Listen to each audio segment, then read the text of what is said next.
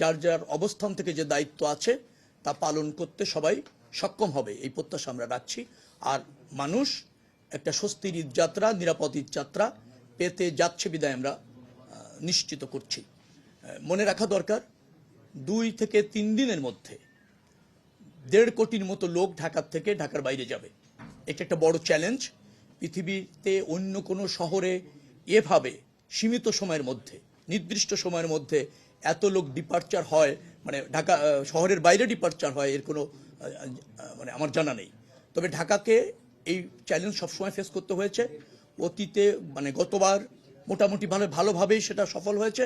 এবার আরও ভালোভাবে করতে আমরা সক্ষম হব বিধায় মনে করছি এবং সেই প্রস্তুতি আমরা ইতিমধ্যে গ্রহণ করেছি। ঈদযাত্রা উপলক্ষে সড়কে চাঁদাবাজি করার কোনো সুযোগ নেই। আইন শৃঙ্খলা রক্ষাকারী বাহিনী, পরিবহন সেক্টরে যারা জড়িত সবাই তৎপর আছে। আমাদের মন্ত্রণালয় থেকে যারা এখানে মনিটরিং করার দরকার সেটা আছে, মোবাইল কোর্ট আছে, হাইওয়ে পুলিশ তৎপর আছে, স্থানীয় প্রশাসন মানে রাস্তাগুলি যে সমস্ত থানা জেলার অধীনে তারাও সক্রিয় আছে এবং মালিক সমিতি আমি আগেই বললাম যে যারা আছেন পরিবহন শ্রমিক নেতারা যারা আছেন তারাও ব্যাপারে তৎপর আছেন। তারা বিরত থাকছেন আমি তা বলছি না, তৎপর আছেন বলছি। মানে তারাও নিজেরা দায়িত্ব নিয়েছেন কোনো অবস্থাতে কোনো ধরনের অনৈতিক সুবিধা ঈদযাত্রাকে কেন্দ্র করে গড়ে ওঠার সুযোগ নেই।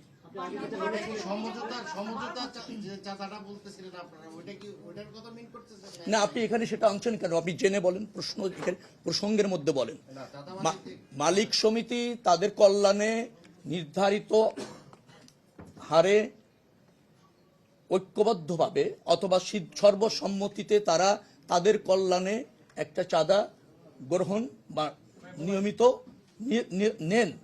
সেটা শ্রমিকদের কল্যাণে শ্রমিকরা এবং মালিকদের কল্যাণে মালিক সমিতি, শ্রমিক সমিতি সেটা গ্রহণ করেন। সেটাকে আমি বলছি চাঁদাবাজি নয়।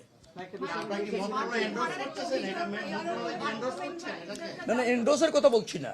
একটা সমিতি রেজিস্ট্রেশন হয়েছে, সেই সমিতি তাদের কল্যাণে একটি অর্থ কালেক্ট করার যদি বৈধতা থাকে সেটাকে আপনি চাঁদাবাজি কেন বলছেন?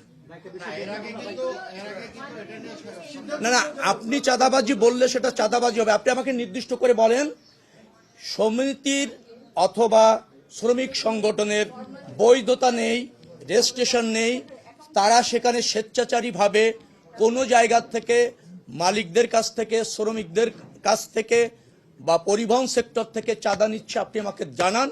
তাৎক্ষণিক ব্যবস্থা করে তাদেরকে শাস্তির আওতায় আনা হবে, চিরতরে বন্ধ করা হবে। আমি উত্তরটা দিই। সুযোগ নেই, বাড়তি ভাড়া নেওয়ার কোনো সুযোগ নেই। বাড়তি ভাড়া নির্ধারণ করা আছে, বাড়তি ভাড়া না, নির্দিষ্ট ভাড়া নির্ধারণ করে আছে। সেই নির্ধারিত ভাড়ার চেয়ে 1 টাকা বেশি নিলে আমাদেরকে জ্ঞাত করেন, তার দৃষ্টান্তমূলক শাস্তি হবে এবং তার নিয়ন্ত্রণ যে কোনো মূল্যে করা হবে।